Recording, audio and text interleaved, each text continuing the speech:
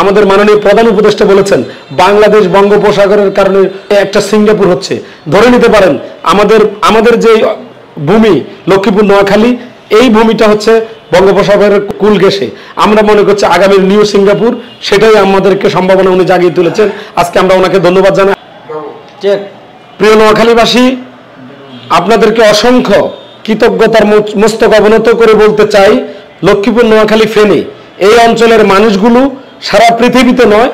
বাংলাদেশের যে যেখানে আছে, শুধু নোয়াখালীর মানুষ সুসংগঠিত। আজকে আমরা শেষবারের মতো আমাদের নোয়াখালী বিভাগের যে দাবি, সেটাকে জানান দেওয়ার জন্য বাংলার নিউক্লিয়াস যেভাবে বাংলার স্বাধীনতাকে ছিনিয়ে এনেছে, নোয়াখালীর নিউক্লিয়াস আজকে দেখিয়েছে। সেই চকবাজার ব্যবসায়ী ফোরাম, চকবাজার কর্মচারী সমিতি সহ, কর্মকর্তা কর্মচারী সমিতি সহ অনেকগুলো সংগঠন আমাদেরকে যে প্রাণের স্পন্দন তৈরি করে দিয়েছে, আমরা সেই স্পন্দনে আমরা ধন্যবাদ জানাই আমাদের সাংবাদিক সাইফুর রহমান রাসেল ভাইকে, যিনি আমাদেরকে একটা নিউক্লিয়াসের মতো, আমরা যে বিশেষ করে আমাদের খোরশেদ ভাই, আমাদের মোজাম্মেল ভাই, এভাবে আমাদের যারা আছে, আমাদের দাউদ, আমাদের বিশেষ করে আমাদের শাহজালাল সহ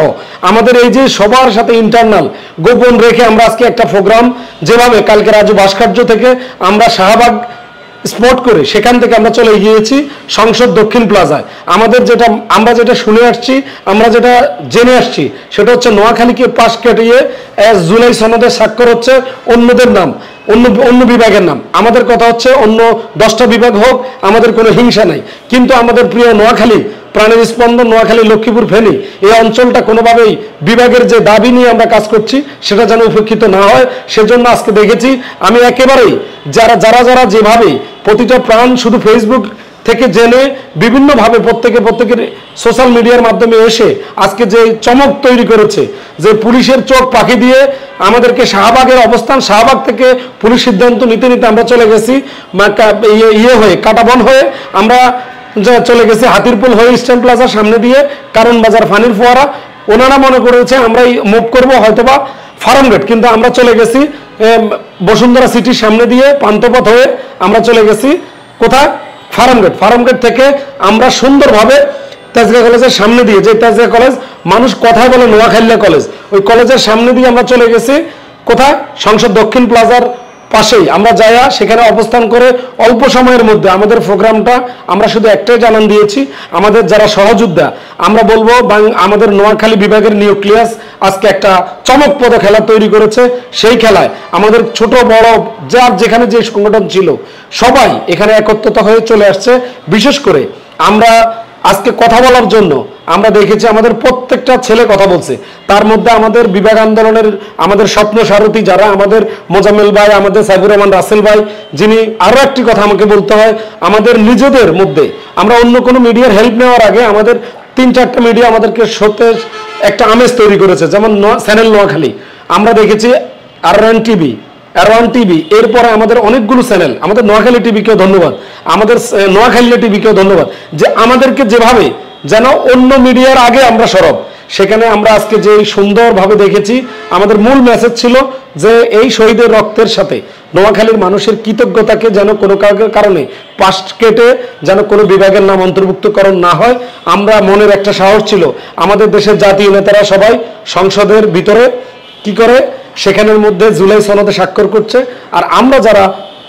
যে পর্যায়ে আছে আবাল বৃদ্ধ বনিতা, আমরা শুধু একটাই জানান দিয়েছি, নোয়াখালী বিভাগ আমাদের লাগবেই, নোয়াখালী বিভাগ আমাদেরকে দিতেই হবে। বেগম খালেদা জিয়ার জেলা নোয়াখালী, মওদুদ আহমেদের জেলা নোয়াখালী, বীরশ্রেষ্ঠ রুহুল আমিনের জেলা নোয়াখালী, আমরা জানি মালিক উকিলের জেলা নোয়াখালী, সার্জন জহুরুল হকের জেলা নোয়াখালী, সব মিলে আমরা শুধু ওই তো আজকে সবার কৃতজ্ঞতার পাশাপাশি আজকে যারা রাজপথে ছিল ঝড় বৃষ্টি বাদল সবকিছু উপেক্ষা করে আমি ধন্যবাদ জানাই।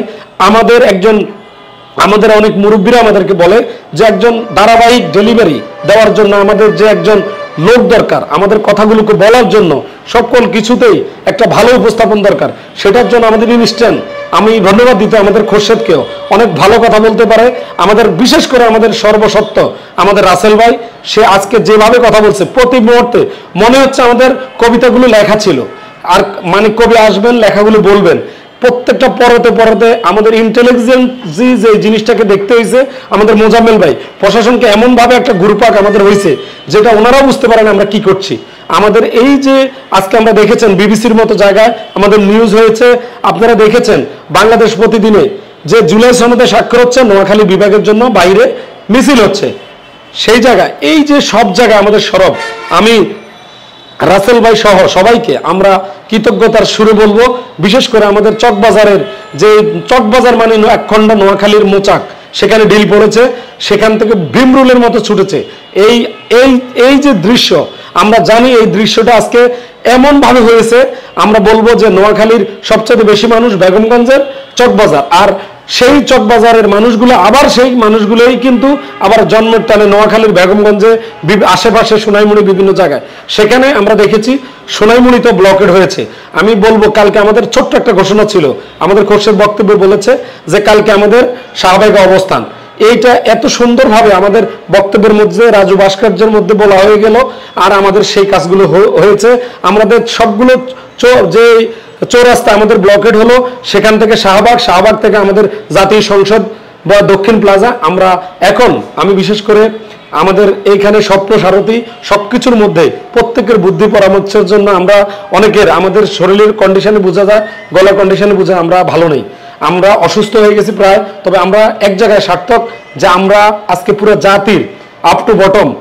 মানে লো টু হাই আমরা সবার কাছে জানান দিতে পেরেছি যে নোয়াখালী বিভাগ ছাড়া বাংলাদেশের কোনো গতি নাই শিল্প বাণিজ্য উন্নয়ন উৎপাদনে। আবার আমার ধন্যবাদ দিতে হয়, আমাদের মাননীয় প্রধান উপদেষ্টা বলেছেন বাংলাদেশ বঙ্গোপসাগরের কারণে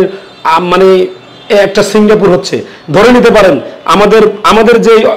ভূমি লক্ষ্মীপুর নোয়াখালী, এই ভূমিটা হচ্ছে বঙ্গোপসাগরের কুল ঘেঁষে, আমরা মনে করছি আগামী নিউ সিঙ্গাপুর, সেটাই আমাদেরকে সম্ভাবনা উনি জাগিয়ে তুলেছেন। আজকে আমরা ওনাকে ধন্যবাদ জানাই। আর আমি বিশেষ করে আমার মনে হয় এখানে আমরা রাসেল ভাই, মোজাম্মেল ভাই, খোরশেদ সহ সবার থেকে একটু কথা শোনা আমাদের উচিত, কারণ এটাই আমাদের কৃতজ্ঞতা।